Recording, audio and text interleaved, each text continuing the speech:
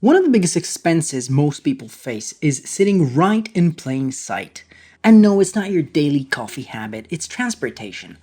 Cars specifically are the silent wealth killers that quietly drain thousands of dollars or euros from our budgets every year. And listen, I get the temptation. When I was 13, I dreamt of owning a bright red or orange Mustang convertible. At 15, I became obsessed with Tesla and had my eyes on the Model 3, another $30,000 to $50,000 car. And then I discovered the Jaguar F-Type and became a total fanatic. That's a 70 to 100k car. So I fully understand what it feels like to want a car that excites you, that feels like more than just transportation. But here's the truth, as satisfying as that desire might be, it's almost never a good financial choice. Today, I drive something much more modest. It's a convertible Fiat 500, a small car, and honestly, it works perfectly for where I live. In a big European city, parking is scarce, and small cars are a lifesaver. It's trendy, it's fun, and again, it's convertible just like the Mustang. I paid about 12,000 for it when it was only 1 or 2 years old, and today it's still worth around 10,000 if I were to resell it. It's basically a car that gives me freedom without silently draining my bank account. Now, when we think about major expenses, we usually say housing, food, utilities, or taxes if you live in a country where taxes aren't paid automatically. But transportation is actually a bit different. It's the only one category that may vary massively depending on your decisions. And whether or not cars are a status symbol really depends on where you live. I mean, in the US, it's very pronounced. Success is often measured by how new or flashy your car is. But in France, for example, it's almost the opposite. You rarely see wealthy people showing off in expensive cars. I even heard a story of a famous footballer, worth millions obviously, who drives something as simple as a Mini. A French friend of mine once told me that her sister, who actually happens to be a well-known singer in France, which even collaborated with the Chainsmokers and is obviously a millionaire, drives a basic Renault. Hopefully at least with a few optional extras. But it proves the point. Not every culture treats cars as a measure of status. And if the French can do it, you can do it too. The single biggest cost of owning a car is depreciation. Cars lose value the second you drive them off the lot. But still, it's an investment. As I understand, cars depreciate 10% as soon as they fall off the truck. Like that. So if the car cost $100, well, you just lost 10. Did it cost $100? Or more?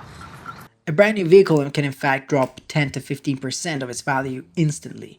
I mean, I've actually seen it up close. A colleague of mine spent around 60 to 70,000 euros on a brand new Tesla Model Y Performance. Now, a couple of years later, he's actually selling it for 20 to 30,000 less than what he paid. That's not a small loss. That's actually a down payment on an apartment gone in the wind on depreciation.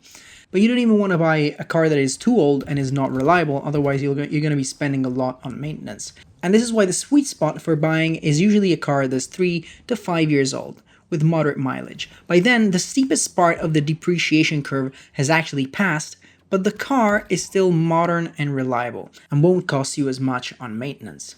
Taxes and registration fees are other costs, but they're actually a bit hard to escape. But financing is where a lot of people actually bleed money without even realizing it. Take the same colleague of mine with the Tesla Model Y Performance. Not only did he lose money on depreciation, but he also financed the car because obviously he didn't have 70k in his pocket to spend on a car. So he basically financed the car, meaning that he paid interest rates on top of the car itself. For standard models with government incentives, you might see financing rates of about 2 to 3%. But on a performance model like his, we're talking about, I think it's 7 to 12% interest. Imagine paying thousands of euros just for the privilege of watching your car lose value faster. I mean, it just doesn't make any sense. And then there's fuel, which people often forget when they think about their monthly payment, and that's another 150 to 200 euros per month just for fuel. Insurance as well. Insurance can actually quietly eat in your budget, and that's a trick you should use. Once a year, you gotta shop around.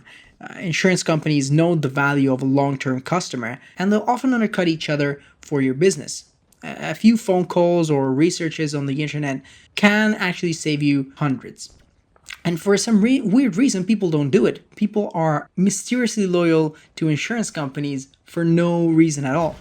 Then there's repairs that we mentioned briefly before.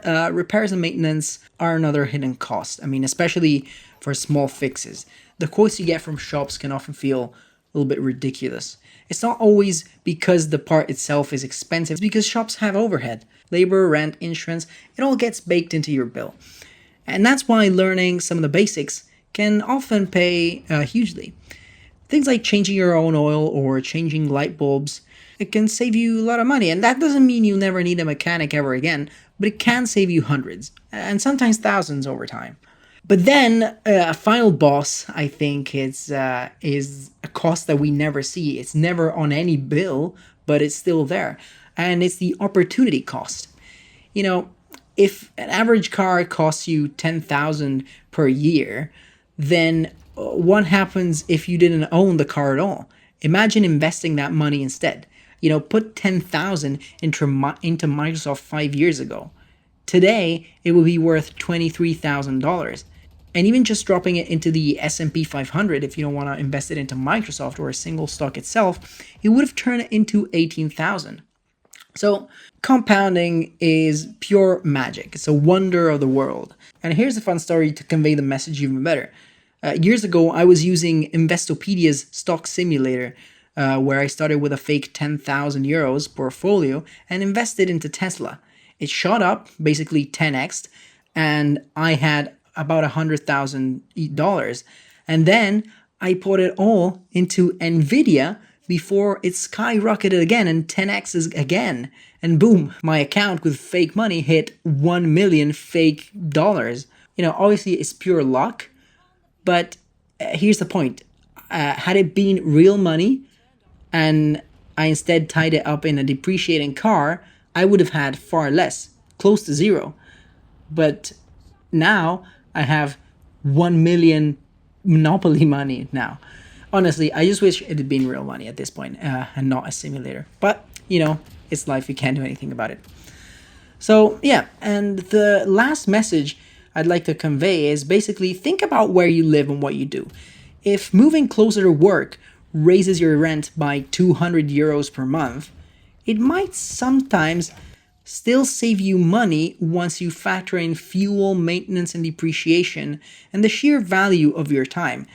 You know, if you can save on fuel and most of the car costs, it might be worth moving closer to work. And matter of fact, in a lot of cities, especially European cities that are well connected with good transportation, you might not even need a car at all. Like, for example, in Milan is one of those cities where a lot of people actually don't own cars. Because sometimes the cheapest car is no car at all. And if you are able to do that, I would totally consider it. So to wrap it up, step one is just buying the sweet spot for depreciation, 3 to 5 years old. Shop around for insurance every year. Avoid financing cars you can't afford. Interest plus depreciation is a double hit. Reduce extra cars in your household if you have, more than one car that you're not really using, especially in families, that tends to happen. And consider living closer to work to save time and money, and possibly saving on the not having a car at all and saving on that expense altogether. So, cars may feel essential. They may even feel exciting, but financially, they're one of the biggest drains on wealth. And the less of your income you burn on transportation, and the more you'll have and just to enjoy life. So, yeah. Thank you for listening to this video, and I'll see you in the next one. Bye-bye.